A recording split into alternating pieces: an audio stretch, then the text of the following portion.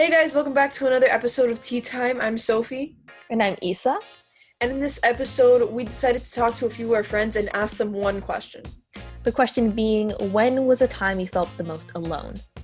Throughout this process, we got quite a few responses, all of which were not only not only different, but very surprising to us, considering we've known some of them for a while. Yeah, we weren't expecting to hear certain things.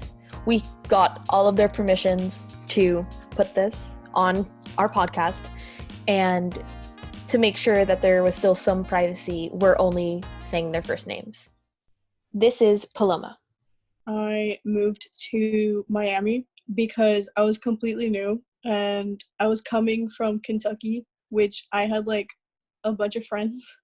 And then I moved here and I'm like, what are we gonna do now?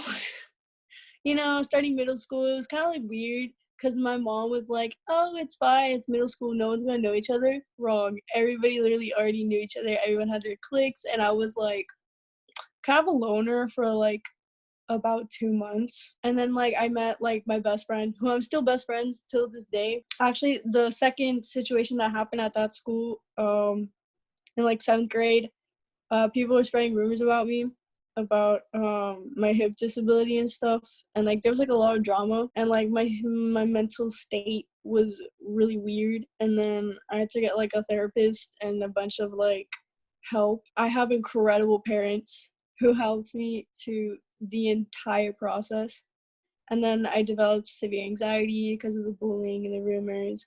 And then where I would have like at least 4 panic attacks a day that each lasted like 30 minutes. And it was like this whole thing. And I have, like I said, my parents literally helped me throughout the whole entire process, and I'm so grateful for them. And I have amazing friends who were always there for me if I needed anything, and they were so supportive. So I guess I didn't feel like alone, but I felt like lost because my mental health was like really bad at that time. Elvin. Well, it was 6th grade, basically. I had moved in from elementary school. A bunch of my friends. I originally started just with regular classes, but I moved on to gifted. So I basically just kind of moved away from all my friends. So then, when I got to middle school, I still kept some of those gifted friends, but they also went to they met new people, and I kind of just stayed behind for a while. That was probably the time the most alone I felt.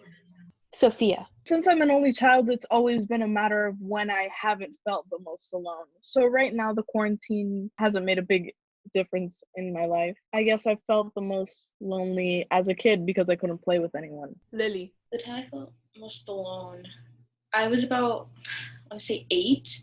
My parents had just gotten a divorce, and my dad had like moved out of state. He's still out of state. Like I haven't seen him in over a year. But like I was really young and I didn't really know how to deal with it. Like I didn't have half of my family. It's really tough. I went to go see a therapist and it didn't help. And I just didn't know what to do with myself. Diego.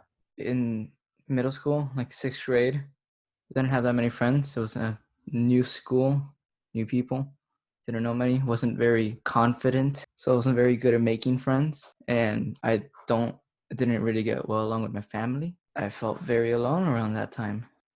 Kuzan.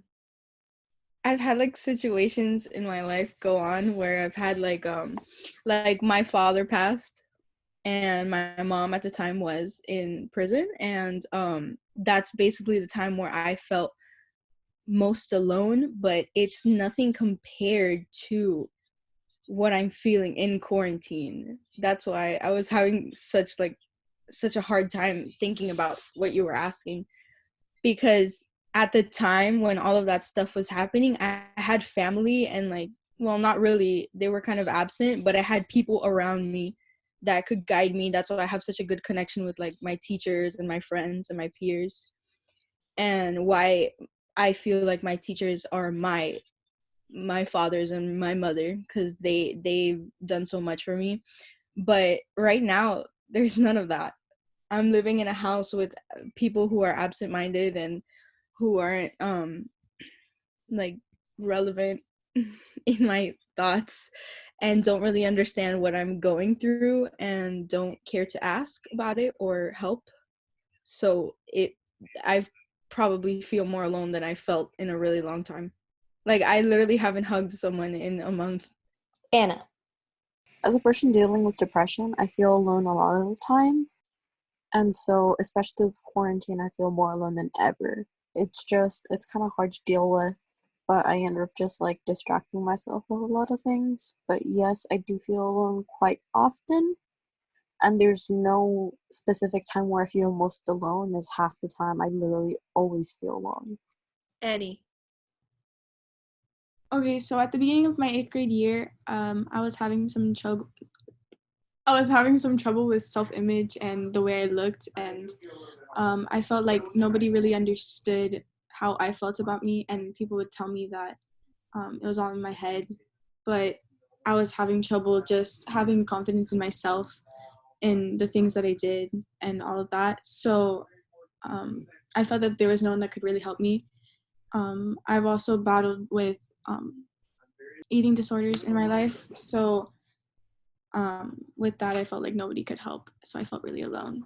Another time in my life was when I finally realized everything that was going on with my brother and his disease, and I felt like nobody that I knew could really relate to all the things that I was going through with my family. I couldn't talk to any of my friends about it because none of them have experienced anything like my family has. Been difficult to grow up in a setting where you're around hospitals and doctors all the time. So, yeah, like the quarantine is like nothing at this point because being with family is better than being with family at a hospital.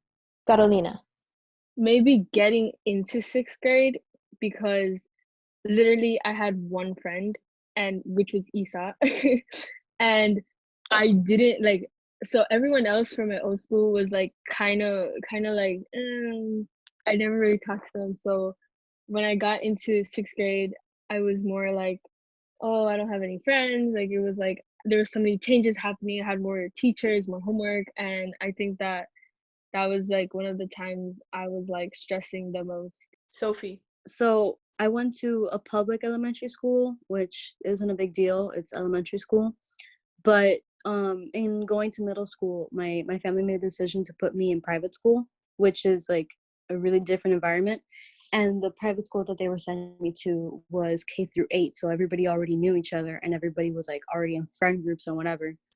And you know how middle school is. It's like a very weird period of time that nobody enjoys. So like walking in and like everybody's already friends. And then it's like, you're the new kid from a public school, which I don't know why that was a big deal, but it was a big deal. And it's just like, it's middle school. It's weird. I feel like, oh no, like I have to start making like, I have to like wiggle my way into already made friend groups. And like, it's really weird. And it was like lonely at first, but then after that I got fine because you know me, I'm a social butterfly. But I guess that's like the most lonely I felt. The same thing applies to when I came to Mass, that everybody was already friends since middle school. So freshman year was like the same exact experience. But then like by the first month in, you're fine. But I guess that's my experience. Adri. It was like a week ago, I think. Not just because it wasn't the break. It was just, I think, that I saw that nobody really texted me. I felt like it was always me initiating everything, the FaceTime calls, everything. So I felt uncomfortable, like knowing that I wasn't a go-to. It was more like me reaching out to other people. So I think that's the time I've most recently felt the most alone. Noelle. I think in elementary, because I was a weird one, and I always felt like the odd man out. But that's like, it was like that was not even like alone, because I still had friends. But I think that was the most I've ever felt like alone-ish. Olivera. When I was a freshman, I went through like a really traumatic experience, and I lost a lot of friends over it. I would eat lunch by myself every day for like weeks. It was not a fun time. Based on these testimonials, it shows that even though we're separated, we can come together with the common knowledge of we're together while we're alone, that we've all gone through hardships and that we can help each other throughout them. We can get through this. We're going to see the light at the end of the tunnel. Thank you guys for watching another episode of Tea Time. This has been Sophie and Isa signing off.